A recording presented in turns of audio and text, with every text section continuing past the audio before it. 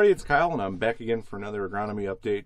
Joining you today from the cab as we try to get some beans off before the weather we're looking at for this weekend. Right now, I've been talking to quite a few people around the area, just kind of all over the place, and bean yields have been good to bad. I mean, there's not a lot of rhyme or reason to it. Some places it's the hills that are doing better, in some places the hills and the low ground are doing poor.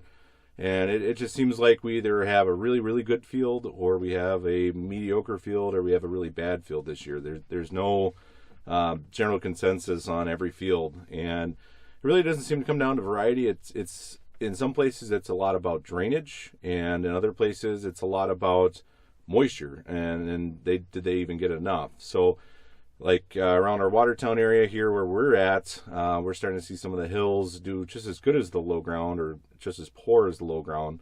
And you get to the south, and some of the low ground is doing a lot better than the hills, just because they didn't get as much rain as we got. So it's kind of been a crapshoot when we've been looking at yields on soybeans. Right now, we're dealing with some fairly dry beans. I think the last load we took in last night was like 11%. So now we're starting to get to that point where we're going to start talking about we're losing yield because we're bringing in drier soybeans. So it's one of those things. It's kind of a catch-22, and especially this year as we've had so much rain during harvest, that catch-22 really kind of stinks. I mean, we're kind of getting hit on both sides. It's either we get the beans off, or we start getting later and later in the season, and then we get to the point where beans are going to be tougher to harvest. So we're kind of in a tough spot. So a lot of people are trying to get beans off right now. We did do some corn. There's a lot of people that have done corn. Corn yields have been about the same as soybeans. It's either really, really good, or kind of mediocre, or really bad. And then, again, there's kind of a little bit of a rhyme or reason to it. It depends on your area.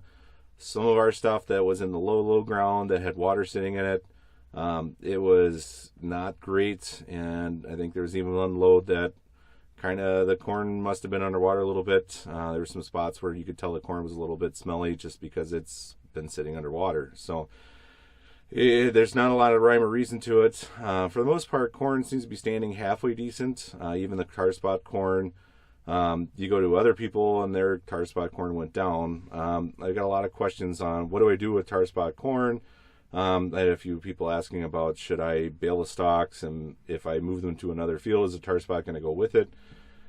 These are things we really still don't know. We still have very few questions answered on what's going on with tar spot. So for the best guess I can give you is yes, it's going to move in residue. We think it overwinters on residue.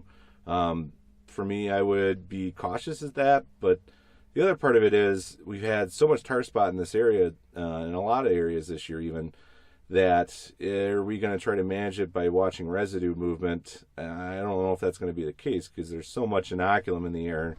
We had so much tar spot this year that is it really going to make that big of a difference if you have a tar spot field next to a field that didn't have it? And a lot of that might mean varietal selection too, because there's some places where some of those varieties that didn't have tar spot were next to a different variety that did have tar spot. So kind of manage it as best you can, but at this point we still don't know a lot about it.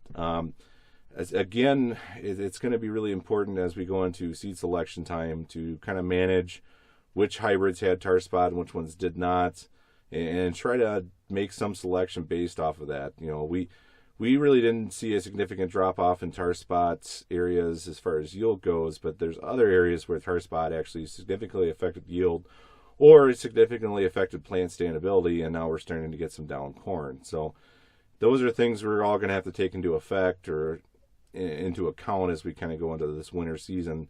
I've had a lot of people asking, which should I really take that to account when I'm making hybrid selections? And I really think so. We've talked about that quite a bit. In the last video we talked about there's fungicides that are getting registered for tar spot. Is a fungicide going to manage it? Well, university researchers are kind of still saying the same thing. We really don't know. And, is there a timing that we should be looking for as far as tar spot control? It comes in so late. We've got fungicide residuals that last maybe 6 to 8 weeks. And now we're getting, fungus that comes in late in the season. Is next year going to be a year where we see it earlier in the year? We just don't know these things. So that's the things we don't know, and the things that we can manage right now is basically hybrid selection, and making notes of where it is in the field and just kind of going from there. The other thing we got going on right now is there's a few guys starting tillage in this area. You get further to our south where it's been a little drier. Those guys have been going on tillage for quite some time. And, right now up this way, if you're doing any kind of ripping or anything like that, there's going to be spots of the field where it's going to be good. There's going to be a lot of spots, at least from our experience of what we've been seeing as we've been driving and combining here, that I don't think you're going to want to do any kind of deep tillage. There's a few people doing chisel plowing. Chisel plowing is a little bit different animal. You're not trying to fracture and lift. You're basically trying to move it over and kind of turn it a little bit, especially if you got twisted shovels on it. So one of those things is I would be cautious doing tillage if you've got wet holes in the field or major wet spots. Further out from that, you're going to see some groundwater significantly moved up. So I would be cautious to tillage. If you can get some done and you think the fields are in good condition, I would definitely be doing it, especially with the amount of compaction we have in the soil right now. We're trying to limit our traffic as far as combine and grain cart here, of where we're sitting in fields and where we're driving, so that we're not damaging next year's crop based on what happened this year. So again, just kind of keep management as far as field traffic, limit where you're driving and try to manage that as best you can. Try to put off tillage as best you can if you think ground conditions aren't correct. So try to keep that ground compaction out of it. We talked spring is the worst time for tillage or for compaction. Fall is the second worst time for compaction, and we're going to be seeing quite a bit from this fall, especially how wet it's been. So manage your compaction, manage your traffic, try to manage to get it out if you can, especially if you're no-till. A lot of no-till guys have been kind of waiting. So just kind of watch what you're doing and be mindful of what's going on in the fields.